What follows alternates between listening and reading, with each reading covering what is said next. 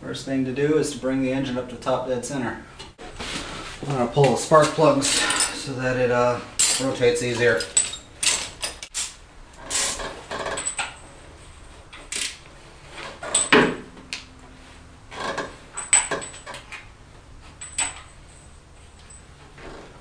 Oh, what the hell kind of spark plugs are in this car? Oh, that's not good. Why does it have these spark plugs in it? FR4GP. Frank Robert 4 George Peter. It's very odd that there are 5/8 inch nut on them instead of 13/16. I've never encountered that on one of these before. We're going to take the engine up to top dead center. Let's work on that.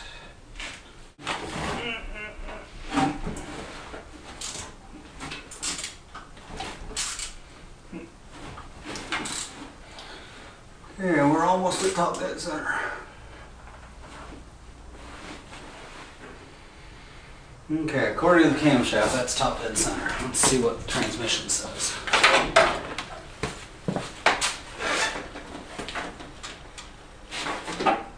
Do not see a mark on the transmission.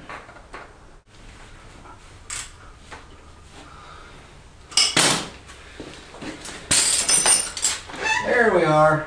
That's it. I don't know if I'd say it's a whole tooth off, but I think it is. I think it's a whole tooth. It's a whole tooth retarded. Yep. That would be bad for power. You won't make much power with cam retarded.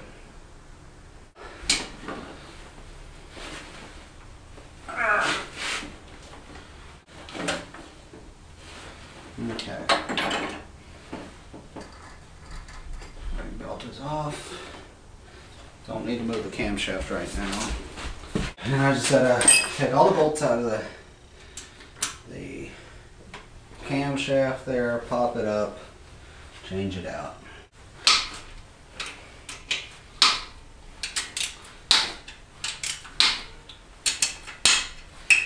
Do as you go through, you break all of these loose.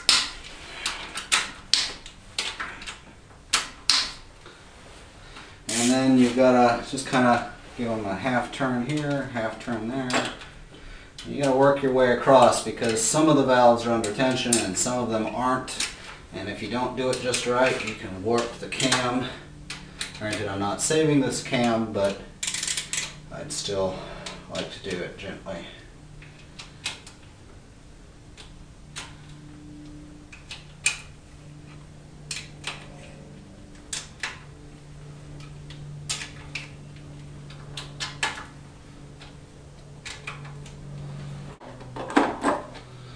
Okay.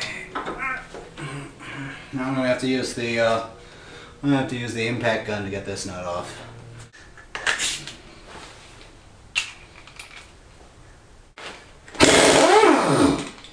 Simple as that. Okay, the reason I need to change this is that the there we go. Square tooth sprocket instead of round tooth. This old motor, when you put the newer cam in it, you have to change the sprocket. Let's use the impact gun.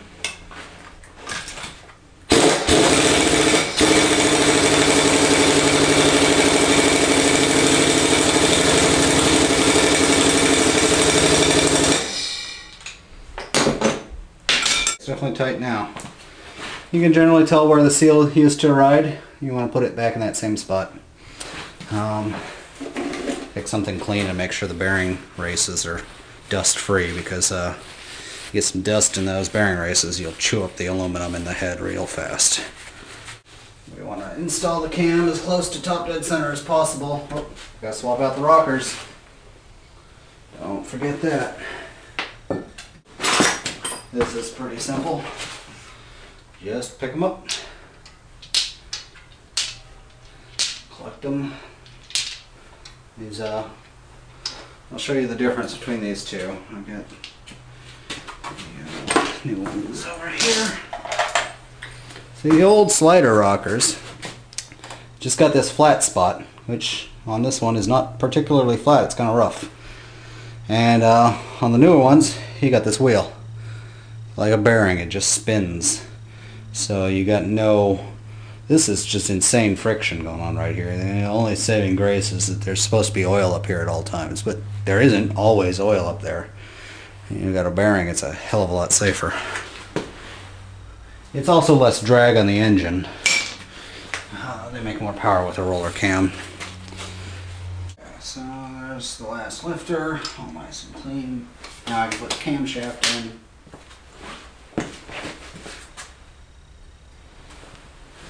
Top dead center up. Top dead center is this hole. You can see my tutorial on that. This hole right here. This extra hole. Okay.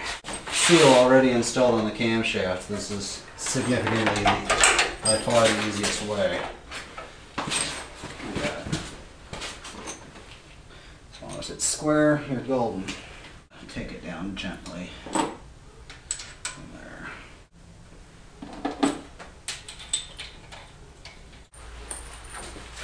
It's just a cup that goes on the back of the camshaft. Snagged it from the car at the junkyard. This engine had just a seal back here, which is kind of stupid. They had a seal on the carbureted cars because they used to have air pumps at the back of the engine to inject extra air into the exhaust manifold for emissions. You should use a torque wrench on these, especially if you're not familiar with it, at least for the final torque. I am familiar with it, so I will not be using a torque wrench. There we go. Torqued. Now, let's get everything realigned so that I can put the timing belt back on. What I'm doing now is I'm pulling the distributor so I can make sure the distributor is in the right spot, or the intermediate shaft that the distributor hooks up to is lined up properly. This is the hold down bracket for the distributor. I generally suggest using a very large screwdriver on this so that you can get a flathead down there.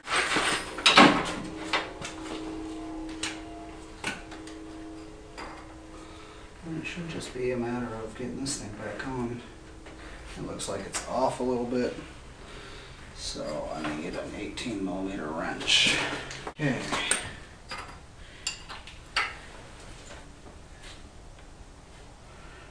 I believe that is top dead center right there. There we go.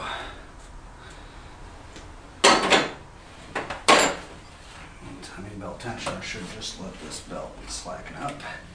There you go. We're on. Okay. Now this thing is at top dead center. When you get the valve cover off, it's really easy. This hole on top should line up with the marks on the top, the center of this freaking cover. It's real simple that way. Then I'm going to go check my spot on the crankshaft. Yep, dead nuts on, centered. The notch in the transmission, it's got a white paint in it. It's right centered on the zero in the bell housing. That's top dead center for the crank, top dead center for the camshaft. And just tighten back up with the timing belt tensioner. I make sure all the slack is on this side of the tensioner. Get one hand down here, pull the tensioner up. You want to pull it, the back side of it up, turn it clockwise, because when you tighten the nut that holds it, it's going to want to turn it clockwise anyways. So if you're putting the tension on from the other direction, it's just going to loosen. Okay, good and snug. Okay, you can almost turn it 90 degrees. Here's the timing belt. See, we got this nice long stretch right here. Might be behind your alternator bracket if you got, or AC bracket if you got AC right here. But anyways, give it a twist. See, that's about all it wants to do. I'm not forcing it. That's what it wants. That's proper tension. See, that's good. As long as you're not a Turbo 3, that's how you tension a timing belt. If you have a Turbo 3, sell it while it still works.